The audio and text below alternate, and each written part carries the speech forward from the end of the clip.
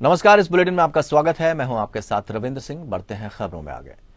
छत्तीसगढ़ के मुखिया भूपेश बघेल देवभोग में भेंट मुलाकात कार्यक्रम में शामिल हुए। सीएम बघेल ने सरकार की समस्त योजना का धरातल में किस प्रकार क्रियान्वयन हो रहा है, इसका सीधा जायजा लेने के लिए जनता से मुलाकात की। मुख्यमंत्री भूपेश बघेल ने सबसे पहले छत्तीसगढ़ महतारी के चित्र पर माल्यार्पण और दीप प्रज्वलन के साथ भेंट मुलाकात कार्यक्रम की शुरुआत की। उन्होंने अपने संबोधन में कहा कि हमने 2500 रुपए धान का मूल्य देने का किसानों से वादा किया था, लेकिन अब किसानों को अपने वादे से ज्यादा 2640 रुपए धान का मूल्य दिया जा रहा है। भेंट मुलाकात कार्यक्रम के दौरान बिंद्रानवागढ़ में मुख्यमंत्री बघेल ने कई विकास कार्यों की घोषणाएं भी की। वैसे गरियाबंद में रीपा प्रोजेक्ट के तहत मिल्क प्रोसेसिंग प्लांट, अब दूध उत्पादन हो तो प्रोसेसिंग प्लांट भी लगना चाहिए, है ना। तो दूध खरीदने की व्यवस्था कर दो और प्रोसेसिंग प्लांट भी लगाओ गरियाबंद। और गरियाबंद में पुस्तकालय भवन के निर्माण, ताकि लड़का मन पढ़ाते थे मन के पुस्तकालय बढ़िया सोचना चाहिए। और ग्राम पंटोरा में 33/11 केवी विद्युत उपकेंद्र के निर्माण, ताकि लोड वेज वगैरह समस्या से दूर हो। और गरियाबंद ब्लॉक के दर्रीपारा, जैतपुरी, आमदी मार्ग में पड़ने वाले सती नाला में उच्च स्तरीय पुल निर्माण की स्वीकृति प्रदान की जाएगी। टिकट आंदोलन करा रहे नहीं। छत्तीसगढ़ के भानु प्रतापपुर उपचुनाव प्रभारी और वरिष्ठ भाजपा नेता बृजमोहन अग्रवाल ने एक बार फिर कांग्रेस पर निशाना साधा। उन्होंने कहा कि 4 साल तक कांग्रेस जो अपने विकास की गाथा कहती रही, भानु प्रतापपुर उपचुनाव में उन्होंने उस पर वोट मांगने की बजाय एक आदिवासी युवक पर झूठे आरोप लगाकर चुनाव जीतना चाहा। भानु प्रतापपुर उपचुनाव में भाजपा प्रत्याशी को कांग्रेस ने हमेशा अपमानित करने का काम किया है। प्रदेश की कांग्रेस सरकार, प्रदेश कांग्रेस अध्यक्ष मोहन मरकाम सहित पूरी कांग्रेस पार्टी ने आदिवासी समाज को बिकाऊ बताकर पूरे आदिवासी समाज का अपमान किया है, जिसका बदला भानु प्रतापपुर की जनता जरूर लेगी। यह अपमान पूरे आदिवासी समाज का अपमान है। भाजपा नेता बृजमोहन अग्रवाल ने अनुसूचित जाति और अनुसूचित जनजाति की मांग का समर्थन किया। उन्होंने कहा कि अनुसूचित जाति की मांग है कि 16% से 10% आरक्षण होना चाहिए। हम उसका समर्थन करते हैं। बृजमोहन अग्रवाल ने कहा कि प्रदेश में शराब सरकारी दुकान के माध्यम से बेची जा रही है। उपचुनाव के दौरान अवैध शराब जो पकड़ी गई है, इस सरकार को बताना चाहिए कि वो कहां की है, छत्तीसगढ़ की है या दूसरे प्रदेश की शराब है। क्षेत्र का बेटे पूर्व विधायक के खिलाफ कांग्रेस ने चरित्र हनन का गंदा आरोप लगाकर उपचुनाव जीतने की ओछी मानसिकता का परिचय दिया है। गीत गाते थे, गाथा गाते थे, उस पर चुनाव लड़ने की बजाय पूर्व विधायक एक आदिवासी नौजवान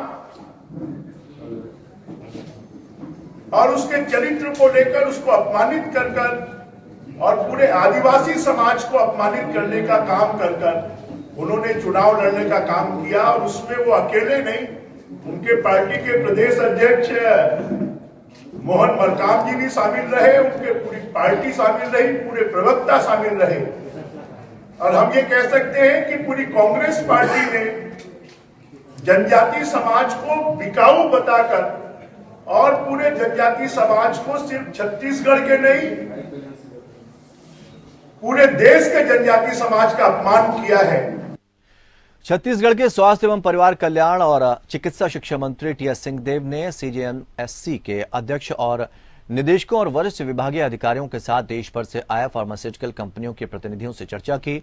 सीजीएमएससी द्वारा रायपुर में आयोजित 2 दिवसीय राष्ट्रीय pharmaceutical and equipment manufacturers meet के पहले दिन कई प्रतिष्ठित कंपनियों सहित करीब 90 फार्मा और सप्लायर कंपनियों और दवा आपूर्ति की निविदा में हिस्सा लेने वाले फर्मों ने शिरकत की। मीट में प्रदेश में दवाइयों एवं कंज्यूमेबल्स की आपूर्ति में आ रही दिक्कतों के समाधान पर विस्तृत चर्चा की गई। सीजीएमएससी के द्वारा दवा आपूर्ति के लिए जारी निविदा में कंपनियों की भागीदारी बढ़ाने, वर्तमान निविदा प्रक्रिया में सप्लायर्स को आ रही समस्याओं और उनके समाधान, दवाओं के क्षेत्र में उपलब्ध नवीन तकनीकों, भविष्य की कार्य योजना जैसे विषयों पर भी विमर्श किया गया। प्रतिभागी कंपनियों ने निविदा की वर्तमान प्रक्रिया और इसे बेहतर बनाने के लिए अपने फीडबैक और सुझाव दिए। राष्ट्रीय pharmaceutical and equipment manufacturers meet के दूसरे दिन मेडिकल उपकरणों के निर्माण और आपूर्ति से जुड़ी कंपनियों ने हिस्सा लिया। बात आती है कि जितनी दवाइयां हैं इसमें स्टैंपिंग होती है कि सीजीएमएसई का स्टैंप नहीं लगा है तो वो हम नहीं मानते कि फिर गवर्नमेंट सप्लाई की गड़बड़ी हो गई। आपने नॉन स्टैंप का दे दिया, वो सीजीएमएसई के थ्रू आ रहा है कि किसी और की है। तो स्टैंपिंग के लिए छोटी क्वांटिटी अगर है सप्लाई की तो सप्लायर्स को दिक्कत आती है। उतने के लिए हमको अगर स्टैंप करना है तो खर्चा ज़्यादा लगता है, फिर रेट हम कॉम्पिटिटिव नहीं दे पाते।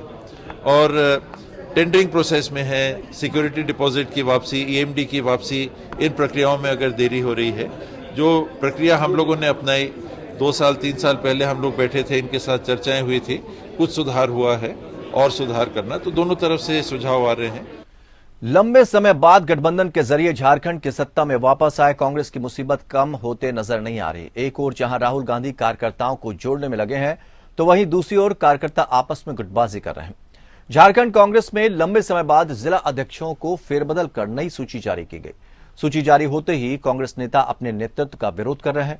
विरोध के बाद सूची में फेरबदल करते हुए 4 जिला अध्यक्षों को बदला गया, साथ ही 6 जिलों में कार्यकारी अध्यक्ष भी बनाए गए। वहीं आज प्रदेश कार्यालय में नवनियुक्त जिला अध्यक्ष ग्रामीण और रांची महानगर जिला अध्यक्ष का पदभार कार्यक्रम किया गया। इस कार्यक्रम में प्रदेश अध्यक्ष राजेश ठाकुर सहित पूर्व मंत्री सुबोध कांत सहाय मौजूद रहे। राज्य में मुद्दा विहीन भाजपा अब विधवा विलाप कर रही है, क्योंकि अब इनके पास कोई मुद्दा ही नहीं बचा है जिस मुद्दे पर अब ये सरकार का सामना कर सके। तो अब कहीं ना कहीं ये दिग्भ्रमित करने का प्रयास भी भारतीय जनता पार्टी कर रही है। कभी टीएससी के मुद्दे को लेकर के, कभी अन्य मुद्दों को लेकर के अब भारतीय जनता पार्टी अपनी सुर्खियां बटोरने के लिए मीडिया में बयान दे रहे हैं। तो हमें यह लगता है कि अब भाजपा के लोगों का पूरी तरह खात्मा हो चुका है इस राज्य में। अब उनके किसी भी विषय पे राज्य की जनता गंभीर नहीं होती, क्योंकि वो जान गई है कि भारतीय जनता पार्टी अब गंभीरता की बात ही अब इस राज्य में नहीं कर रही है। राजभवन ने वहां की नियमावली को, टीएससी के लिए जो नियमावली बनाई गई थी, न सिर्फ उसको असंवैधानिक बताया बल्कि उस पर प्रश्न भी खड़े किए कि राज्यपाल का अधिकार होता है कि उसमें जो सदस्य नामित किए जाते हैं उसमें से 2 राजभवन की तरफ से नाम दिए जाते हैं। इस सरकार ने उसको भी नहीं माना और टीएससी गठन की प्रक्रिया में राज्यपाल की जो भूमिका होती थी उसको खत्म करके राज्य सरकार ने मुख्यमंत्री को ही अधिकृत कर दिया। इन सारी चीजों पर काफी विवाद हुआ है। राज्यपाल द्रौपदी मुर्मू जब यहाँ की राज्यपाल थी, उन्होंने भी इसको लेकर आपत्ति व्यक्त की थी। बोकारो जिला के गोमिया प्रखंड के अंतर्गत हजारी पंचायत स्थित खुदगड़ा गांव से एक अजब गजब मामला सामने आया है। एक बुजुर्ग महिला अपने आप को जिंदा साबित करने के लिए दर दर भटक रही है। समाज कल्याण विभाग ने उसे मृत घोषित कर उसकी पेंशन रोक दी। उसे मृत घोषित किसने किया, इसका जवाब भी किसी के पास नहीं है विभाग में। डिजिटल युग में जब आधार कार्ड, फैमिली आईडी, बैंक खाता लिंक्ड हैं, बावजूद उसके एक 62 वर्षीय बुजुर्ग महिला को अधिकारियों ने मृत घोषित कर दिया है। अपने हक की पेंशन के लिए अब अधिकारियों की चौखट पर गुहार उसे लगानी पड़ रही है। पीड़ित जब भी समाज कल्याण विभाग कार्यालय में जानकारी लेने जाती है तो अधिकारी उसे मुर्दा बताकर भगा देते हैं। इससे एक ओर जहां अपने घर और गांव में मजाक का वो पात्र बन रही है, वहीं अपने आप को जीवित साबित करने के लिए उसे कार्यालयों के चक्कर काटने पड़ रहे हैं। दरअसल खाते में जब बुजुर्ग की पेंशन नहीं आई तो कार्यालय में उन्हें अपने साथ हुए इस सरकारी मजाक की जानकारी मिली। अब उन्हें मृत किसने और क्यों घोषित किया, ये ना तो अधिकारी बता पा रहे हैं और ना ही गांव के जिम्मेदार। अधिकारी केवल उनकी शिकायत बोकारो जिला भेजने की बात कहकर इंतजार करने की सलाह दे रहे हैं, लेकिन इंतजार के चक्कर में इनका गुजारा कैसे होगा, इसके बारे में कोई समाधान नहीं निकल रहा। इधर प्रखंड विकास पदाधिकारी कपिल कुमार ने बताया कि इस तरह का कुछ एक मामला बीएलओ द्वारा गलत सूचना इकट्ठा किए जाने पर हुई, जबकि पेंशन से नाम हटाने के लिए मृत व्यक्ति या महिला के परिजनों से सत्यापित कर जांचों उपरांत यानी जांच के बाद नाम हटना भी है। फिर भी अभी मामला उन्होंने कहा कि संज्ञान में आया है। जो भी पेंशन स्कीम होगी उसे जल्द शुरू किया जाएगा, इसके लिए कोशिश की जाएगी।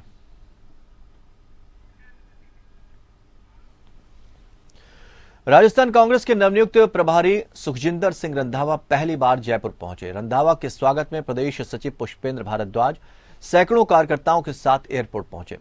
जयपुर पहुंचे कांग्रेस के नवनियुक्त प्रभारी सुखजिंदर सिंह रंधावा के साथ पुष्पेंद्र भारद्वाज भारत जोड़ो यात्रा में शामिल होने कोटा के लिए रवाना हो गए, जहां आज भारत जोड़ो यात्रा में सम्मिलित होते हुए प्रदेश अध्यक्ष गोविंद सिंह डोटासरा के निर्देशन पर प्रदेश सचिव पुष्पेंद्र भारद्वाज और पीसीसी कोषाध्यक्ष सीताराम अग्रवाल को उनके स्वागत की जिम्मेदारी दी गई।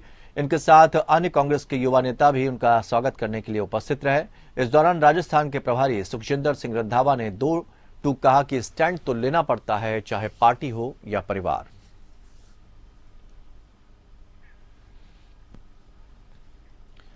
झालावाड़ में भारत जोड़ो यात्रा में कांग्रेस नेता जयराम रमेश ने क्यों न जुड़े नाम से कैंपेन लॉन्च किया। इस कैंपेन का उद्देश्य भारत के लोगों की उन समस्याओं, परेशानियों और भावनाओं को सामने लाना है। इस मौके पर एक फिल्म रिलीज की गई जिसमें महंगाई और इससे होने वाली परेशानियों को दिखाया गया। फिल्म में चिंतामणि नाम की महिला कहती है, कमाई तो बढ़ी नहीं, इसलिए हर महीने राशन के सामान में कटौती करनी पड़ रही है।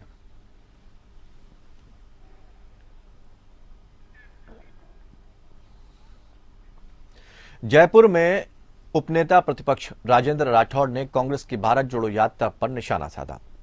उन्होंने कहा कि राजस्थान में चल रही भारत जोड़ो यात्रा में कांग्रेस के सभी बड़े नेता शामिल रहे हैं।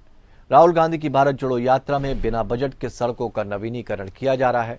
उन्होंने यात्रा के दौरान होने वाले खर्चों पर सवाल खड़े करते हुए कहा कि 5 सितारा टेंट लगाए जा रहे हैं, हजारों लोगों के लिए खाने का पंडाल लगाया जा रहा है। आखिर ये बजट कहां से आ रहा है? राज्य में ऊर्जा संकट पर बोलते हुए उन्होंने कहा कि यात्रा के दौरान राहुल गांधी से एक किसान ने बिजली नहीं होने की बात कही, लेकिन चंद घंटों में किसान को पता नहीं किस कागज के तहत बिजली दे दी गई। कांग्रेस के कर्ज माफी पर सवाल खड़े करते हुए उपनेता प्रतिपक्ष राजेंद्र राठौड़ ने कहा कि यात्रा के दौरान राहुल कर्ज माफी पर कुछ नहीं बोले, जबकि उन्होंने चुनाव में किसानों के कर्ज माफी का ऐलान किया था। ब्याज लगाकर किसानों की जमीनों को कुर्की किया जा रहा है, यानी उनकी कुर्की की जा रही है। कांग्रेस सरकार पर वादा खिलाफी का आरोप लगाते हुए कहा कि चुनाव में कांग्रेस ने बेरोजगारी भत्ता देने का वादा किया था, लेकिन इस वादे को पूरा नहीं किया गया। बिजली के दाम नहीं बढ़ाने का वादा किया गया था, लेकिन अब तक 9 बार बिजली के दामों में बढ़ोतरी हो चुकी है। विधानसभा के माननीय अध्यक्ष जी ने 70 दिन गुजर जाने के पश्चात भी 91 माननीय सदस्य जिन्होंने स्वेच्छा से उनके निवास पर जाकर अपने हस्ताक्षर से त्यागपत्र दिया था, उस पर जब निर्णय नहीं किया और बार बार हमने प्रतिवेदन दिए, शिष्टमंडल से लेकर मिले, उसके बाद भी निर्णय नहीं किया, तो व्यथित होकर हमने न्यायालय का दरवाजा खटखटाया। आज जस्टिस श्रीवास्तव की खंडपीठ के सम्मुख ये मामला आया और एक सुनवाई के पश्चात प्रमेय फंसा उन्होंने अभी माननीय स्पीकर विधानसभा और सचिव विधानसभा को नोटिस जारी किए हैं 2 सप्ताह के लिए। राजस्थान बीजेपी के प्रदेश अध्यक्ष डॉक्टर सतीश पूनिया ने मंत्रियों और विधायकों के इस्तीफे पर कोर्ट की पहल का स्वागत करते हुए कांग्रेस पर जमकर निशाना साधा। उन्होंने स्पीकर की भूमिका पर सवाल खड़े करते हुए कहा कि इस्तीफे पर स्पीकर को फैसला लिया जाना था, लेकिन उन्होंने कोई फैसला नहीं लिया। स्पीकर महोदय को यह सोचना है या कांग्रेस पार्टी के नेतृत्व को सोचना है कि इन इस्तीफों से राजस्थान में जो अस्थिरता हुई है उसका क्या होगा। उन्होंने कांग्रेस सरकार की कार्यप्रणाली पर सवाल खड़े करते हुए कहा कि जिस तरीके से इस्तीफा देने के बाद भी मंत्री और विधायक उसी तरीके से कामकाज कर रहे हैं, सरकारी दफ्तर चला रहे हैं, मंत्रीगण तबादलों के आदेश कर रहे हैं, फाइलों पर साइन कर रहे हैं, इस्तीफे के बाद भी सरकार चल रही है, ये तो सोचने वाली बात है।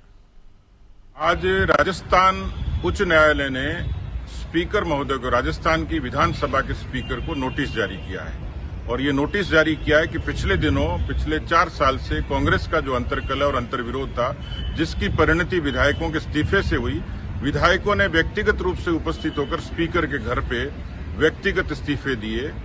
सामान्य तौर पर ऐसे दिए हुए इस्तीफों पर संज्ञान लिया जाता है, लेकिन स्पीकर महोदय उस पर अनिर्णय की स्थिति में थे और न्यायालय को दखल करना पड़ा।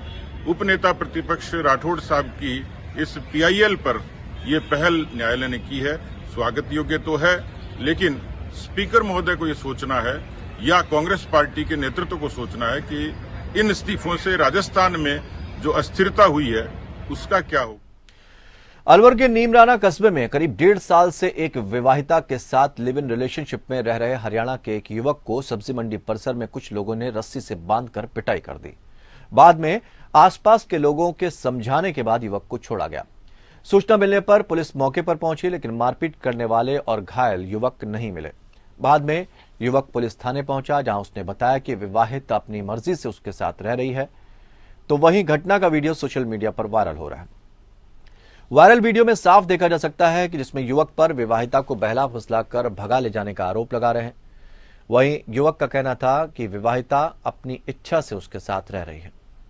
देश की राष्ट्रपति द्रौपदी मुर्मू 2 दिवसीय उत्तराखंड दौरे पर रहेंगी।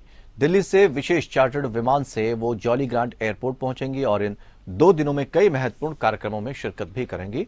2 योजनाओं का लोकार्पण और एक का शिलान्यास करेंगे। साथ ही इनका केंद्र सरकार की प्रदेश में शुरू की गई 3 योजनाओं के लोकार्पण का भी कार्यक्रम प्रस्तावित है। राष्ट्रपति मसूरी स्थित लाल बहादुर शास्त्री प्रशासनिक अकादमी और दून विश्वविद्यालय में आयोजित कार्यक्रमों में भी शामिल होंगे। वहीं उत्तराखंड के मुख्यमंत्री पुष्कर सिंह धामी ने प्रदेश में हेली सेवाओं के विस्तार के साथ ही दुर्घटनाओं पर प्रभावी नियंत्रण के निर्देश दिए हैं। उन्होंने जॉलीग्रांट के साथ ही पंतनगर एयरपोर्ट पर नाइट लैंडिंग की व्यवस्था और विस्तारीकरण अवस्थापना सुविधाओं के विकास पर भी ध्यान देने को कहा है। मुख्यमंत्री ने चारधाम यात्रा के दौरान यात्रियों और पर्यटकों को बेहतर हवाई सुविधा उपलब्ध कराए जाने हेतु टिकट बुकिंग और टिकटों की ब्लैक मार्केटिंग रोकने के लिए भी कारगर व्यवस्था सुनिश्चित किए जाने पर ध्यान देने को कहा है।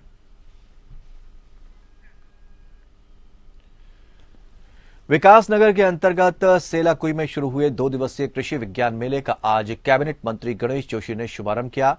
कार्यक्रम में बतौर मुख्य अतिथि कैबिनेट मंत्री गणेश जोशी के साथ ही क्षेत्रीय विधायक सहदेव सिंह पुंडीर ने भी शिरकत की।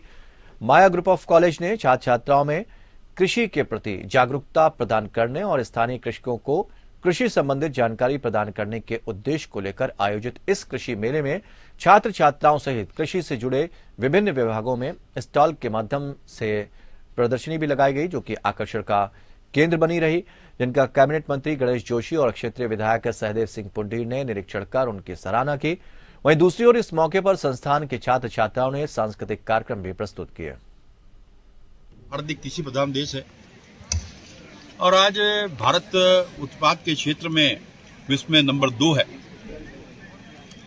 और हम प्रधानमंत्री जी ने संकल्प लिया है कि 2030 तक हम विश्व के नंबर 1 उत्पादक होंगे। इसके लिए जैविक खेती पर हम काम कर रहे हैं, प्राकृतिक खेती पर हम काम कर रहे हैं, नई तकनीक का इस्तेमाल किया जा रहा है, ड्रोन तकनीक का इस्तेमाल किया जा रहा है और उत्पादों को बढ़ाया जा रहा है। हमारी प्रदेश की सरकार ने भी संकल्प लिया है कि जब हमारा राज्य 2025 में 25 साल का होगा, हम एग्रीकल्चर के क्षेत्र में, हॉर्टिकल्चर के क्षेत्र में अपने उत्पाद को हम दुगना करेंगे। वहीं पहाड़ के मरीजों को अब बोन मैरो बायोप्सी का टेस्ट कराने के लिए ऋषिकेश एम्स या दून के किसी बड़े अस्पताल में नहीं जाना पड़ेगा, क्योंकि अब मरीजों को यह सुविधा मेडिकल कॉलेज श्रीनगर की पैथोलॉजी लैब में मिल सकेगी, जिसकी फीस भी मात्र 100 रुपए होगी। अभी तक इन दोनों टेस्ट के लिए मरीजों को ऋषिकेश और देहरादून के बड़े हॉस्पिटल्स में जाना पड़ता था।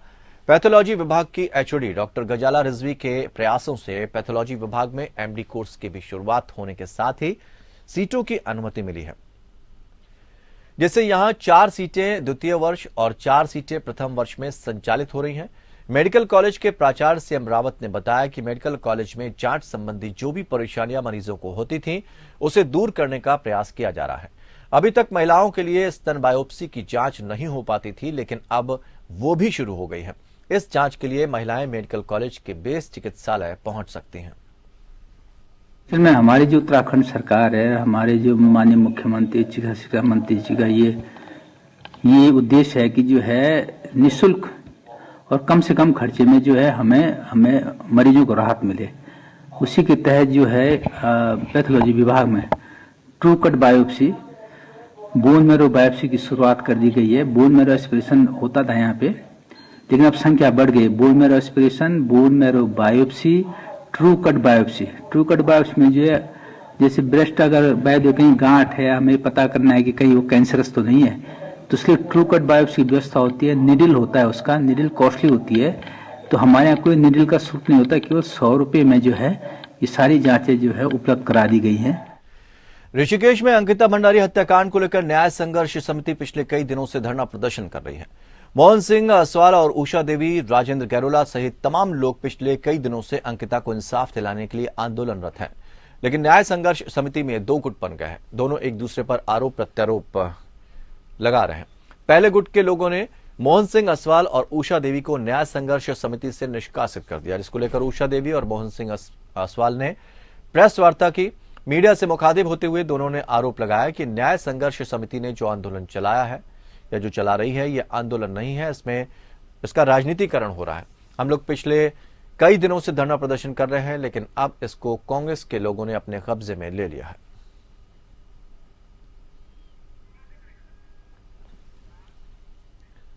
तो इस बुलेटिन में फिलहाल इतना ही, लेकिन खबरों का सफर लगातार जारी रहेगा। जुड़े रहिए हमारे साथ।